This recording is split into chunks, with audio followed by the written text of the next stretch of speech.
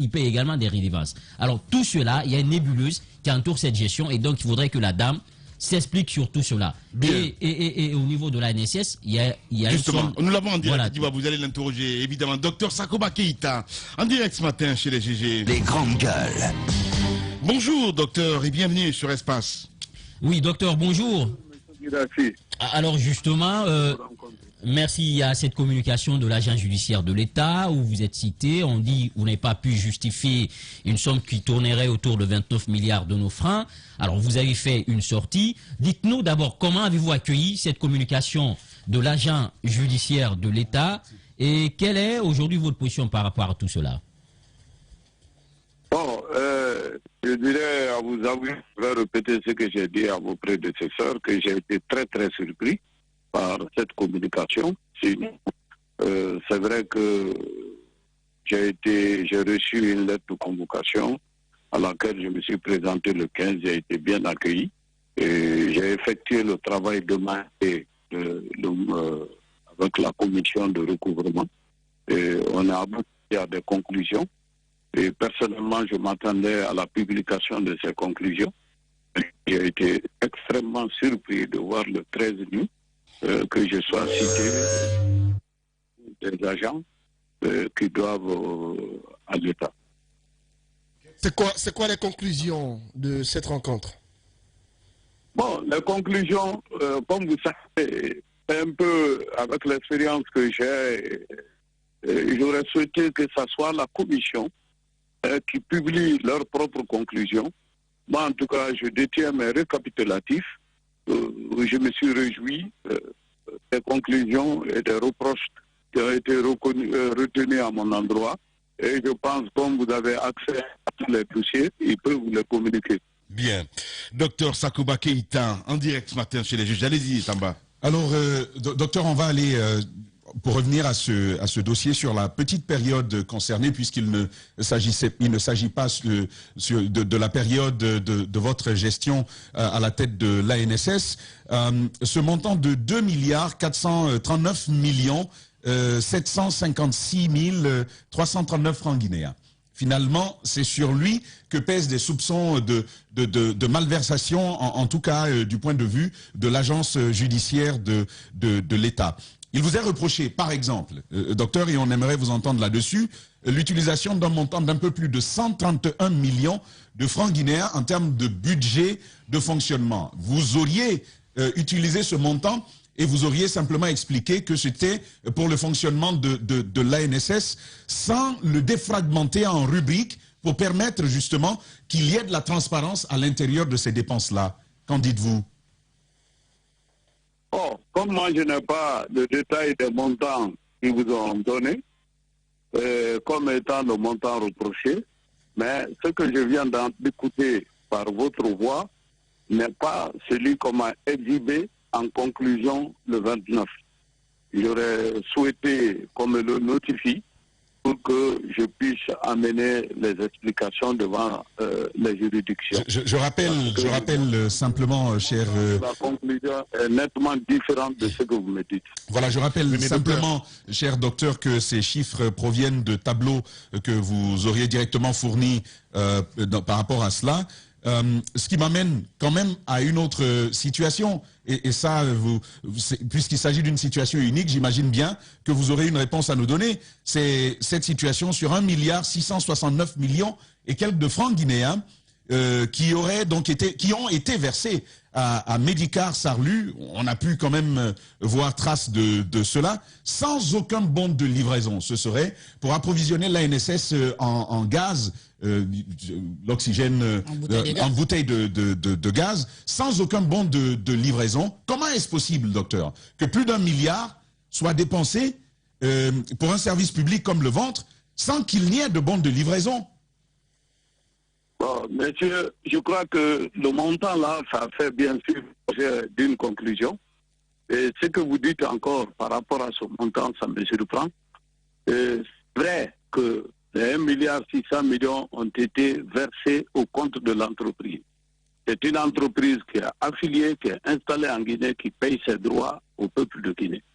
Donc il a fourni de l'oxygène et le service BCA a été convoqué, j'ai fourni même le numéro de téléphone des agents qui ont fait la commande de ça et du logisticien. Donc c'est eux qui ont utilisé ça. Et moi je pensais qu'on allait confronter l'entreprise avec nous pour qu'ils justifient la raison de cela. Et jusqu'à preuve de contraire, je ne peux pas accepter que cet oxygène qui a été fourni à BCA et qu'il y a des gens, les réanimateurs sont là-bas, c'est eux qui ont utilisé, et que j'ai donné le numéro de téléphone pour qu'ils puissent être convoqués aussi sur l'utilisation de l'oxygène qui a été fourni et qu'on m'impute cela. Parce que c'est eux qui ont fait le bon de commande et on m'a envoyé la facture que j'ai réglée à l'usine. Docteur. Vous êtes le premier responsable, n'est-ce pas? Comment vous fonctionnez habituellement lorsque vous faites des commandes? Vous faites des bons de commande, mais des bons de livraison, vous les recevez, non, à l'ANSS pour pouvoir justifier effectivement que vous avez reçu quelque chose? Bon, merci pour cette question. Ça me donne l'occasion de vous expliquer un peu nos procédures pour que la tension qui est autour de moi soit mieux prise par le peuple de Guinée et même mes travailleurs. Donc, de façon générale, tous les montants qu'on m'a incriminés, c'est généralement des requêtes qui sont en provenance des services d'exécution. Les services d'exécution formulent des commandes en fonction des besoins de leur service. Ils nous envoient des bons de commande et ce sont ces bons de commande-là qu'on transmet à l'entreprise. Et après l'exécution de la commande, en fonction du bordereau de procès verbal de réception, que nous procédons ultérieurement à la régularisation de la facture qui nous a été soumise. Quant à l'oxygène, l'oxygène n'est pas reçu au bureau de l'ANSS, c'est déposé directement au service qui a commandé. C'est des bouteilles qu'on utilise dans les centres de réanimation. Donc, voilà le processus. La commande vient. Quant aux préfectures, ils nous envoient des requêtes sur des bases de leur activité de riposte. Ces requêtes sont examinées par nous conformément aux lignes budgétaires qu'on nous a allouées. Et une fois que nous avons ces requêtes, nous faisons un récapitulatif et que nous demandons la demande de financement au ministère de la Santé qui les approuve et qui les transmet au budget. Et c'est le budget qui fait l'avis de virement pour ces différents services. Et tous les paiements doivent transiter par le ministère et le ministère du budget. Donc c'est ce circuit que nous avons respecté. Ce n'est pas directement l'ANSS. Et l'ANSS envoie les motifs de la dépense. Donc voilà un peu le circuit que nous adoptons pour toutes les dépenses qui ont été incriminées. Bien.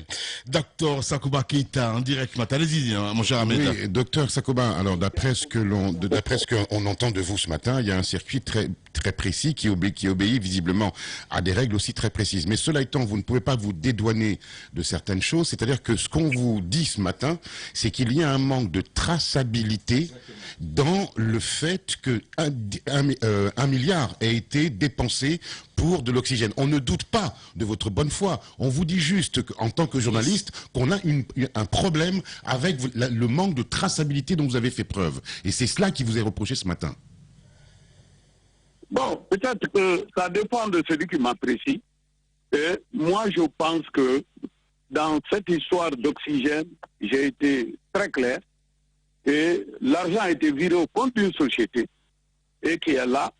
Et que je pense que quand nous allons passer devant les juridictions... Où sont docteur, où sont les justificatifs de ça? Je veux rappeler, parce que docteur, il comprend bien, mais nos auditeurs aussi doivent comprendre. Et c'est important de savoir que le bon de livraison... Il parle là. Allez-y. Oui. Allez-y, docteur. Est-ce que je peux? Oui. Voilà. Alors, est-ce que je voudrais que nos auditeurs nous comprennent, docteur. Vous avez rendu un bon service pour lequel, naturellement, nous vous rendons toujours hommage. Mais le bon de livraison est un document émis par le fournisseur à son client, justement. Et il permet, justement, de prouver que les marchandises achetées ont bel et bien été livrées. Donc, c'est un élément de traçabilité sur la commande publique. C'est la question que nous posons ce matin. Comment peut-on sortir un peu plus d'1,5 milliard de francs guinéens, le payer à une société, le téléphone, en bonne entente, on sait bien comment ça peut fonctionner, mais sans le bon de livraison, comment on peut prouver que la dépense avait lieu d'être et que finalement on a reçu la traçabilité. Docteur, c'est la traçabilité qui n'existe pas d'ailleurs, qu'on vous reproche ce matin. Bon, M. Guirassy, calmez le jeu. Je vois que tu hausses le ton. Je ne suis pas un pionnier de la gestion. Ce montant avant paiement, nous avons même une contrôleuse des paiements là-bas. On ne peut pas payer à l'entreprise sans le bon de livraison. Et non qu'à vous présenter la photocopie du bon de livraison. Et même je vais loin du procès verbal de réception logisticien de Bessia. Donc moi je sais que ce document existe. S'il y a eu... D'après nos informations, et c'est pourquoi nous avons interpellé, d'après nos informations, il n'existe pas. Il vous aurait été demandé de le prouver. Jusqu'à présent, vous ne l'auriez pas fait. Alors oui, je ne vous ai pas compris. En fait, sur le bon de livraison, normalement, il est établi en 2 exemplaires. Un pour le client et donc un pour le fournisseur. Mais ce que nous apprenons, c'est que le bon de livraison en question n'existe pas du tout. Il vous a été demandé d'en apporter la preuve et que jusque-là, vous ne l'auriez pas fait. C'est pourquoi d'ailleurs nous vous interpellons ce matin, docteur. Et c'est qu'on vous reproche pour... Écoute, Guirassy, oui. Je vais vous dire des contraintes qu'on a reçues. Oui. Il faut que vous compreniez un peu notre peine. Allez-y. Il y a un montant sorti au cours des 2 mois et nous avons ventilé aux services qui nous ont prêté service et certains DSPS et hôpitaux et qu'on a l'habitude de faire. Et les pièces justificatives d'habitude, ils nous fournissent ça après 3 mois de délai maximal. Et regardez la période qu'on a fait. Et moi, on me donne 72 heures pour établir toutes les pièces. C'est des grosses pièces que nous avons amenées là-bas. Ça faisait 87 chemises dans 4 grands corneaux et que nous avons fouillé un à un. Et par rapport à ce montant qui semble être élevé, on a levé de virement et on a toutes les pièces y afférentes pour pouvoir les justifier. Je savais que ce bon-là a créé des discussions. On a donné les contacts et des utilisateurs, des consommateurs, ceux qui ont géré cet oxygène-là, et avons demandé la commission. Ils ont validé la dépense devant moi. Mais ils ont dit que ça a besoin de clarification auprès des utilisateurs et des consommateurs. Donc, Docteur Sakoba, comme vous le dites, pourquoi l'entreprise ne retourne pas l'argent dans la caisse de l'État s'il n'a pas fourni? L'entreprise est là, vous faites un rappel de fonds. Il y a quand même d'autres clarifications, docteur, et je voudrais vous entendre sur 2 montants également. Il y a le 215 millions 100 000 à l'ordre de Mohamed Lamine Kaba pour la prise en charge des agents du CTP du camp Al-Fayaya. Ce qu'on vous reproche là-dedans, c'est que vous avez fourni une liste une liste des travailleurs qui auraient été pris en charge avec des numéros de téléphone. Sauf que du côté de l'État, on estime que rien ne prouve que ces personnes ont effectivement reçu cet argent parce qu'il n'y a pas de pièces d'identité, sauf les numéros de téléphone et puis leur nom et signature. Comment est-ce que vous pouvez justifier cela? Et puis pour l'hôpital de Dabola, là c'est un même montant que vous justifiez 2 fois. 33 millions 68 millions 1000 francs guinéens que vous essayez de justifier 2 fois avec 2 chèques différents pour le même service, donc pour l'hôpital préfectoral de Dabola. Voilà. La réponse, évidemment, ça serait dans la 3e partie de l'émission. On revient à 11h. 24 heures sur 24, au cœur de la Guinée profonde. Radio Espace. Radio Espace. C'est la Guinée. Une star. Une philosophie. Une ferveur. Un souvenir. La qualité a un prix. L'indépendance a un prix. Le contraire du talent, c'est la médiocrité. Sur Radafo Média, l'indépendance, la qualité à votre service toute la saison. Bienvenue sur Radafo Média. En Guinée, c'est Radio Espace, Espace TV, Sweet FM, Calac Radio, Espace Région. Radafo Média. Le futur, vivons-le ensemble. Radio Espace Guinée. Depuis 15 ans, vous l'avez adopté. Espace TV, les grandes gueules, la prolongation. plaisir et merci à vous qui nous rejoignez dans la troisième partie de cette émission, mesdames et messieurs, avec notre invité de parcours évidemment qui s'est installé. Mais d'abord, nous allons essayer de repartir sur le terrain, mon cher Amadou, si vous le voulez bien, avec Dr Sakoba Keita, qui est en direct, mon cher ami Antoine Kourma. Oui, Sakoba qui était en direct, qui tente tant bien que mal d'apporter des précisions par rapport à des dépenses de montant assez faramineux tout de même, effectuées avec l'ANSS. Et là où se trouve le problème, c'est par rapport au bon de livraison. Oui. On constate qu'il y a beaucoup de soucis pour l'explication. J'ai l'impression dans l'ensemble que Sakoba n'est pas d'accord avec le contenu du rapport tel que publié par l'agence judiciaire de l'État. À l'entame de ses propos, il a dit clairement qu'il attendait que les conclusions soient rendues publiques de leur rencontre avec cette commission. Et en lieu et place d'un rapport ou d'une conclusion, c'est plutôt une sortie médiatique qui est faite où il est carrément, je dirais pas jeté en pâture, mais il est carrément livré à la face du monde comme étant quelqu'un et qui n'a pas bien géré les fonds publics. C'est qui est grave, hein. Voilà. Je parle de fond du il revient en direct. Oui. Alors, voilà. Docteur Sakoba, bienvenue. Avant la pause, j'ai posé donc la question sur l'argent qui aurait été payé aux agents du CTP du camp Alpha Yaya. C'est un montant de 215 millions 100 000 francs guinéens. Ce qu'on vous reproche, c'est que à part les noms des personnes qui auraient perçu ce montant, il n'y a pas d'autres justificatifs, comme par exemple les signatures de ces personnes, mais également leurs pièces d'identité qui prouvent effectivement qu'elles existent tout simplement. Ensuite, je parlais de l'hôpital de Dabola, où pour un même service, vous envoyez deux chèques du même montant comme pièce justificative. Qu'est-ce que vous avez à nous dire sur cela? Voilà, par rapport à ces deux points précis, je commence par le cas Al-Faya. Vous savez, moi-même, j'ai été hospitalisé en avril 2020 au cas Al-Faya. Donc, le personnel est connu.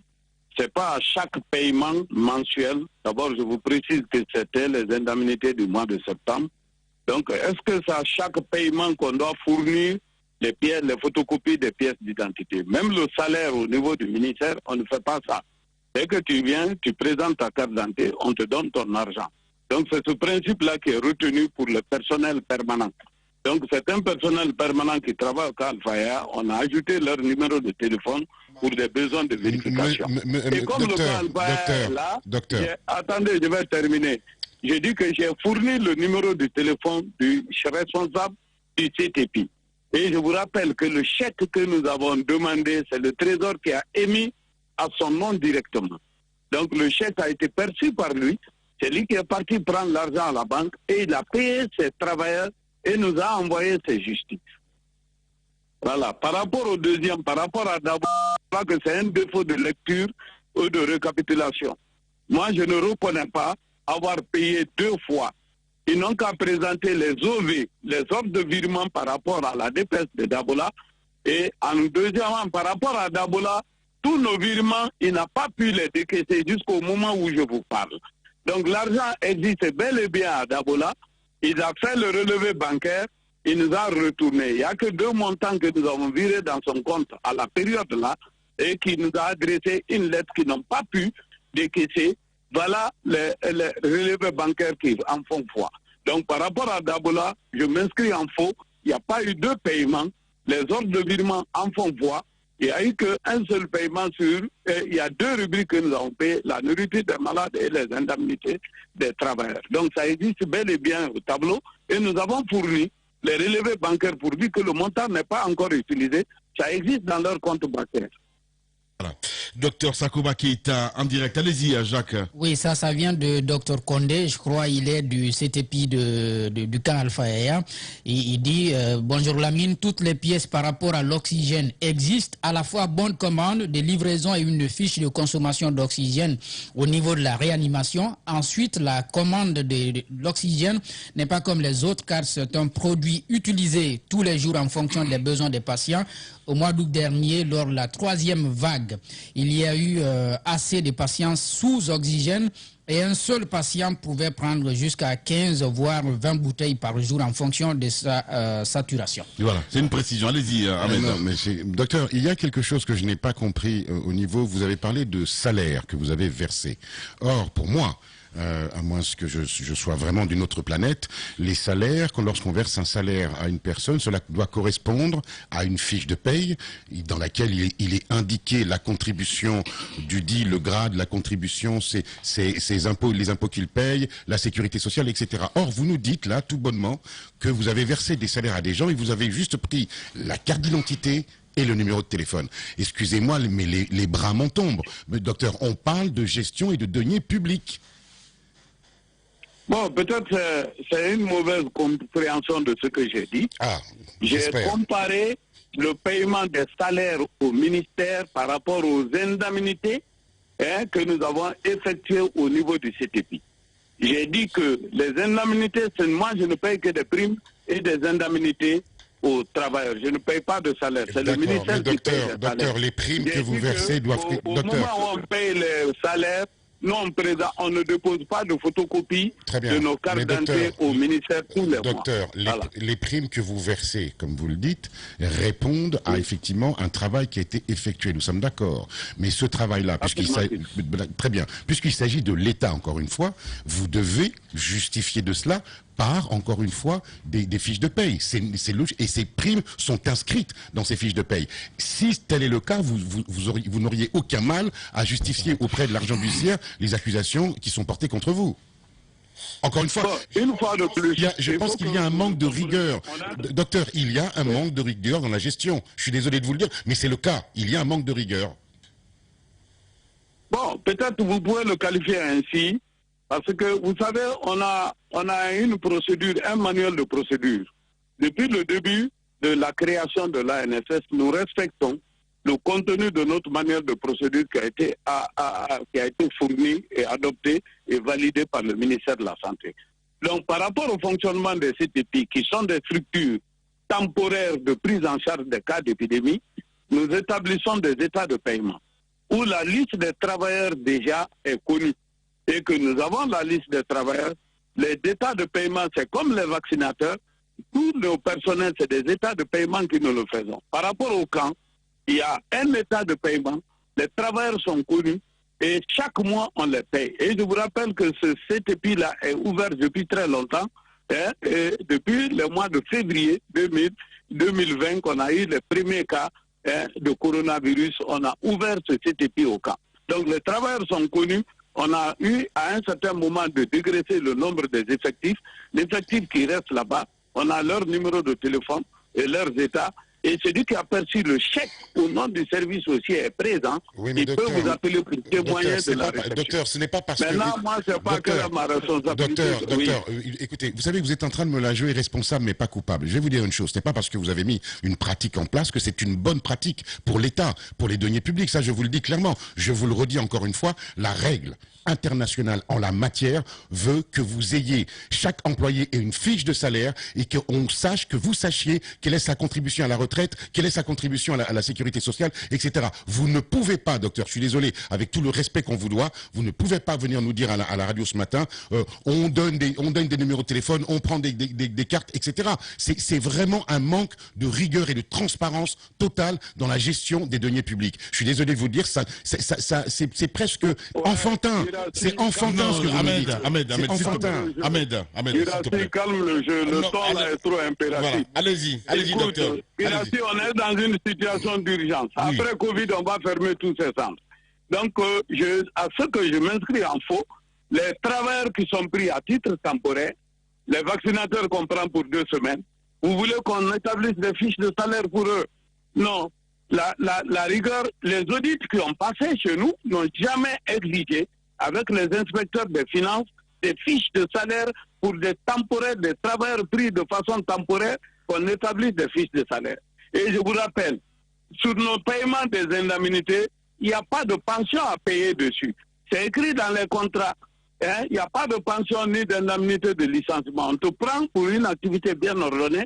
Après ça, on est séparé. C'est bien écrit dans leur contrat. Donc, si vous me dites d'établir les mêmes fiches de paiement que pour les fonctionnaires à titre permanent, je voudrais que la fonction publique quand même vous clarifie cette notion dont je fais l'objet pendant la gestion de mes reports. Docteur, malgré mon ton impératif, je vous apprends aujourd'hui, docteur, une notion fondamentale dans les droits du travail. Quelqu'un qui travaille même 1 heure pour l'État doit avoir une fiche de paye et ça doit être justifié. Voilà. Oui, non, mais il va l'appliquer. On espère bien que dorénavant, ça va être appliqué. Merci beaucoup, Ahmed. J'applique les règles qu'on m'a dictées à travers la procédure, les documents de procédure que le ministère a bien voulu mettre. Ce ne sont pas des règles normales. D'accord, moi j'ai une question, 2 questions rapidement pour vous, docteur Sakoba Keïta. La première, dans vos propos, vous disiez que vous avez eu des échanges avec l'agent judiciaire de l'État. La commission a passé en revue un peu les relevés que vous avez déposés. Vous attendez plutôt à la signature du rapport en lieu et place d'une communication à la télévision nationale, ce qui vous étonne. Et pour beaucoup, les relevés, ce ne sont pas des pièces justificatives. On s'attendait plutôt au bon de livraison. Ça, c'est la première question. Comment vous réagissez à cela? La deuxième, c'est pas par rapport à cet audit, mais il y a un rapport qui a été fait par l'IGF. L'IGF a fait un rapport sur les mois de avril et mai 2021 sur les dons que l'État aurait mis à vos dispositions. Et le rapport relève qu'il y aurait eu un gap de 10 milliards 655 millions 890 000 francs guinéens que vous n'êtes pas arrivé à justifier.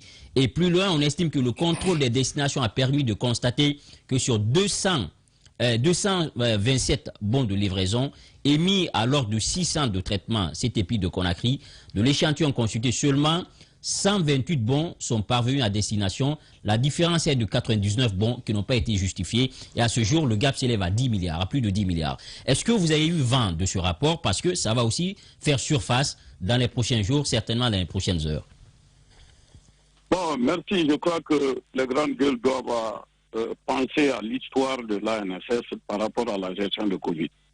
Et il faut ajouter l'année 2020.